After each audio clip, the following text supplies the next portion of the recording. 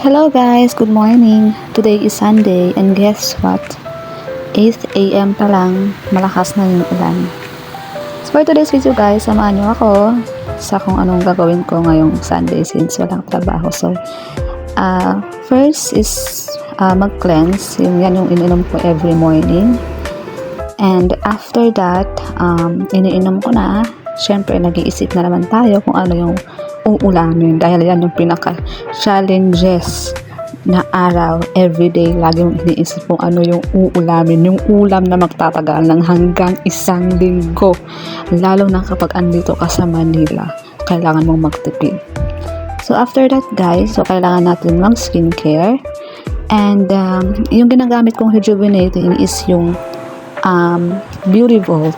And ilalagay ko yung link sa comment section sa mga gustong bumili. Super effective yan guys. So, natanggal talaga yung pekas ko dahil sa paggamit niyan. And very mild siya. Super effective. And hindi siya mahapdi sa balat. Yun lang guys. Sa mga gustong bumili, nasa comment section lang yung link. You can visit my TikTok shop. So, ngayon, naisipan ko ng magluto ng ulam. So, yung ulamin natin ngayon is yung paksiw. So, of course, maghihiwa tayo ng ang sangkap, which is yung onion. So, naisipan ko na lang magpaksiw today since yung paksiw is pang matagalan. So, makakatipid na ako kasi magtatagal yan ng 1 linggo. So, ayan, hihiwain mo lang yung mga sangkap. Ang second is yung ahos bili, medyo mabalo. Hindi ko ito Tagalog. So, ayan, iniisip ko rin na maglalagay sana ng gulay gaya ng okra at saka talong, kaya lang walang budget. Kaya yung ano na lang, yung mga recados lang na kung ano yung meron, yun na lang yung ilalagay. So ayan, nagluluto tayo for today's video.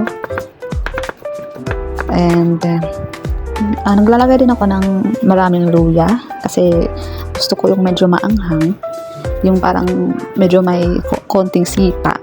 And wala lang, mas gusto ko lang yung medyo paanghang at saka nidadamihan ko na rin ng paminta. And kung meron kayong nakitang insekto dyan guys, so wag kayong mag-alala, part yan ng sangkap, part yan ng kasama yan sa ingredients para mas sumarap yung luto. And unfortunately, masarap talaga kapag mayroong halong secret na ingredients. So ayan, tapos na tayo sa paghiwa ng ating mga lamas. So ayan, papakuluin natin yan. So lalagyan natin ng suka, of course. And una kong nilagay is yung oil kasi naglalagay ako ng konting oil since gusto ko yung pinato yung paksiw para hindi dumikit yung isda sa mismong lutuan. So nilalagyan ko ng konting oil. So at saka nilagyan ko rin ng seasoning. Konting seasoning lang para naman healthy naman yung ating kinakain. So konting seasoning lang. Ayan, naglagay ko ng napakaraming paminta kasi gusto ko yung medyo maanghang na paksiw. So, ayan, papakuluin lang natin. Ang bilis, diba? Kumulo na agad, parang yung dugo mo. Madaling kumulo. Tinatanong ka lang, kumukulo na agad yung dugo mo. Sign na yan. Sign of aging na yan. So, ayan, tinitingnan natin. I-check natin kung kumulo na. So, ayan, magluluto lang, pero parang nakikipaghamuna ng suntukan dahil sa braso na yan, hanip. So, ayan, guys. So, malapit ang maluto since nagugutom na rin ako. Inubos ko na rin yung ininom kong tea every morning, yung pang cleanse ko every morning. So ayan, iniisip ko pa rin kung ano yung ilalagay kong gulay dun sa paksiw kasi masarap din pag mayroong gulay.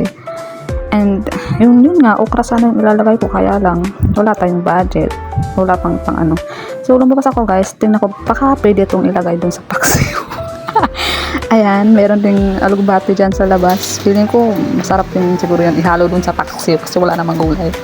So ayan, pagkatapos kong kumain, nagmuni-muni muna ako since Sunday ngayon and walang work. So ayan, pagkatapos kong kumain, nagkape, nakikinig ng music, and ayun, in-enjoy ang araw. Thank you.